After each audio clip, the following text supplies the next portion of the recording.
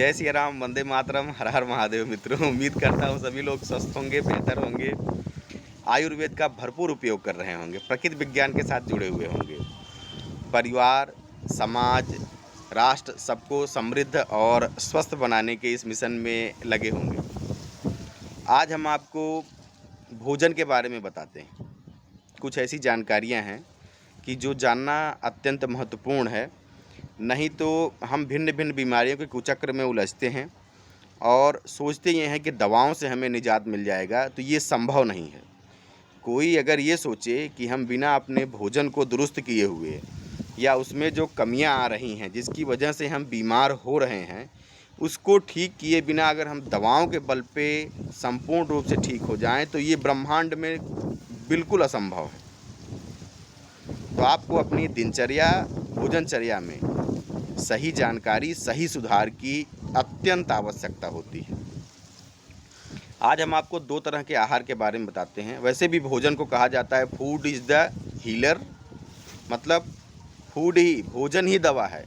And also food is the killer, भोजन ही मृत्यु का कारण है। अगर भोजन सही रूप में लिया जाए और उसका पाचन बराबर हो जाए, तो ये बड़ी से बड़ी असाध्य बीमारियों को ठीक करता है। पहले तो बीमारी नहीं होने देगा और उसमें करेक्शन कर लिया जाए तो असाध्य बीमारियों को ठीक कर देगा।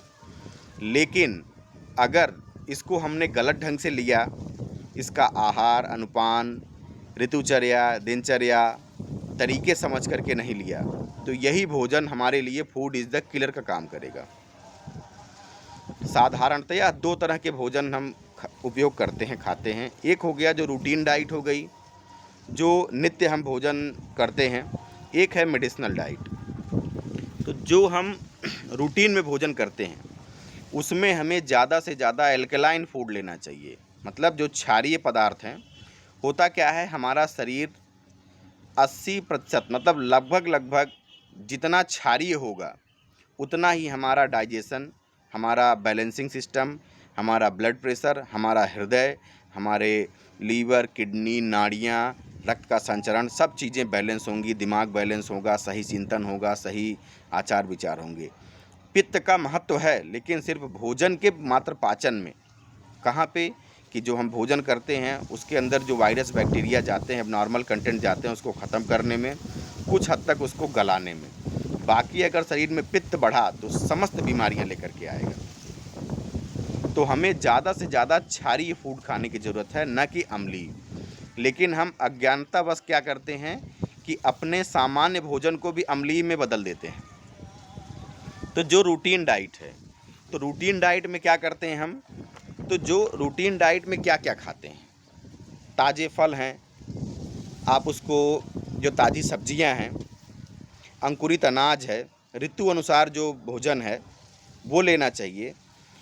गर्मी में जैसे क्या है, कच्चे आम है, खरबूजा है, तरबूजा है, खीरा है, ककड़ी है, गाजर है, और ये सब क्या है, सेब है, पपीता है, ये सब खा सकते हैं हम। सलाद के रूप में क्या है कि जैसे ककड़ी, गाजर, मूली, प्याज, टमाटर, शिमला मिर्च, अंकुरित अनाज वगैरह जो हैं, ये सब लेकर के हम उपयोग कर सकते हैं। ये सब हाईली एल्कलाइन फूड है, मतलब अत्यंत क्षारीय हैं। यूरिक एसिड, शरीर में दर्द या भिन्न भिन्न मतलब डाइजेशन की तमाम बीमारियां, क्योंकि हमारा जो मध्य क्षेत्र है, पाचन का क्षेत्र, वो अम्ल से ही भरा हुआ है। वो चाहे हमारी ऑसियोफेगस से लेकर के, चाहे हमारा आमाशय हो, फिर हमारा डियोडेनम हो, हमारी छोटी आंत हो, हमारी बड़ी आंत हो, वहीं पे हमारी पैंक्रिया हो, हमारा लीवर हो, हमारा गॉल ब्लैडर हो, फिर हमारे किडनी हो, हमारे एड्रिनल ग्लैंड हो, हमारा रेक्टम हो, कोलोन हो, बाकी चाहे हमारे प्रजनन अंग हैं या तमाम प्रकार के जो अंग हैं, ये सब अम्ल से पटे पड़े हुए हैं। और अगर हमने अम्ल को थोड़ा और बढ़ाया तो ये पूरी तरीके से शरीर को नष्ट करने, अल्सर तक, कैंसर तक की बीमारियों को जो है आमंत्रण करने के लिए लालायित रहेंगे और तैयार कर देंगे शरीर को। तो हमें इन चीज़ों का उपयोग करना है। जो रूटीन डाइट है उसमें इन पदार्थों का जो हमने अभी चर्चा किया उसका उपयोग करें। और अगर हम इसको मेडिसिनल फूड के लिए रूप में लेना चाहते हैं, जो एल्कलाइन है, तो उसमें जैसे अदरक है, लहसुन है, नींबू, आंवला, बेल है, एलोवेरा है, सौंठ, हल्दी, जीरा, लौकी, करेला, सफ़ेद कद्दू जो है बहुत हाईली एल्कलाइन है और बहुत शीतल है। जो बहुत उग्र रहता हो मानसिक बीमारियां हो, सफ़ेद कद्दू के जूस में 1-2 दाने काली मिर्च के पाउडर डाल के पिलाना शुरू करिए, देखिए 15 दिन में वो चमत्कार हो जाएगा। एकदम शांत, एकदम बेहतरीन, और बुद्धि शक्ति, स्मरण शक्ति एकदम बढ़ जाएगी, कुशाग्र हो जाएगा वो। अब हम गलतियां कहाँ करते हैं, जब इन सबको हम अग्नि पे चढ़ा देते हैं ना, तो इसमें अग्नि का समावेश हो जाता है, मतलब ये अग्नि धारण कर लेती हैं।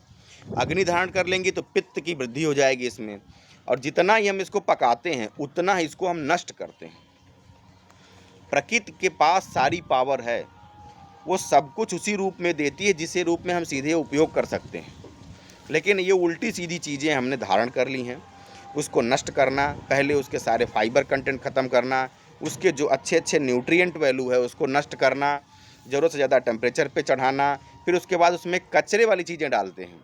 वो क्या करती हैं कि फ्लेवर इन्हेंसर के रूप में उसमें हमने नमक अलग से डाल दिया, तेल अलग से भर दिया, मिर्च मसाले अलग से भर दिए। ये सब अग्नि का वृद्ध कर रहे हैं, सिर्फ ये आपको फ्लेवर में आगे पीछे घुमाते हैं, स्वास्थ्य नहीं देते हैं, नष्ट करते हैं इस शरीर को। क्योंकि हम न तो फिजियोलॉजी न एनाटॉमी के बारे में ज़्यादा चिर परिचित होते हैं। तो भोजन को अगर हम थोड़ा सा जान लें, आयुर्वेद कहता ही है कि थोड़ा हम शरीर को जान लें और थोड़ा भोजन को, बीमार कोई कर ही नहीं सकता, और बड़ी से बड़ी बीमारियां ठीक हो सकती हैं इससे। आपको भिन्न भिन्न जगहों पे भटकने की आवश्यकता नहीं है। तो इसमें क्या है कि जब हम भोजन पे चढ़ाते हैं तो ये हाईली एसिडिक हो जाता है, यही जलन है, बीपी है, दुनिया भर की बीमारियाँ, और इसका फाइबर कंटेंट नष्ट होगा तो आंतों में चिपकेगा तो कब्जियत करेगा। कब्जियत ही मदर डिजीज है, माँ है, हर बीमारियों की जननी है। मतलब अब बीमारी का नाम क्या बताऊं, सैकड़ों बीमारियां बता दूं मैं, तो सभी बीमारियों की माँ कब्जियत है। जिसका पेट नहीं साफ हुआ उसको बीमार आज नहीं तो कल होना है तो ठीक भी नहीं होना, जब तक वो समस्या नहीं ठीक हो जाती है। तो कब्जियत को ठीक रखें, भोजन को कच्चे सलाद के रूप में ज़्यादा खाएं, अंकुरित अनाज का सेवन करें, सही फल ऋतु के हिसाब से जो हमने बताए हैं उसका सिलेक्शन करें। और क्या है कि आप जो है भोजन को सुधारे बिना अगर आप सोचें, अपने डाइजेशन को सुधारे बिना अगर आप सोचें, तो ब्रह्मांड में आप खरबों रुपए की दवा करते रहिए, अमेरिका लंदन विदेश टहलते रहिए, कभी नहीं ठीक होने वाले हैं। लिख के रख लीजिए उसको। ठीक होना है तो प्रकृति के पास जाइए, नेचर के पास जाइए, तरीक़ों को समझिए और उसमें क्या करिए कि सुधार करिए।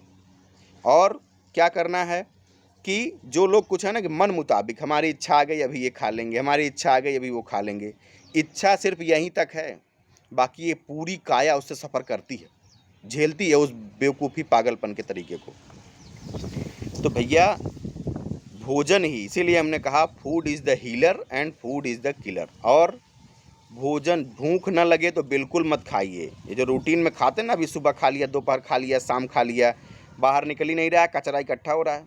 भूख लगे, डिमांड आए तो खाइए, अच्छे से खाइए, चबा चबा करके खाइए। बिना भूख के अमृत भी जहर है। तो इन चीज़ों का ध्यान रखें, स्वस्थ रहें, बेहतर रहें, निरोगी रहें, स्वस्थ भारत, समृद्ध भारत के निर्माण में सहयोगी रहें। आयुर्वेद का गुणगान करें, ये जीवन विद्या है, ये कोई चिकित्सा शास्त्र नहीं है। जय सिया राम, वंदे मातरम। हमारे इस वीडियो को ज़्यादातर लोगों के पास पहुंचाएं। अगर आपको अच्छा लगे तो हमारे चैनल को भी सब्सक्राइब करें। स्वस्थ रहें, बेहतर रहें, अपना ख्याल रखें। जय सिया राम, वंदे मातरम, हर हर महादेव।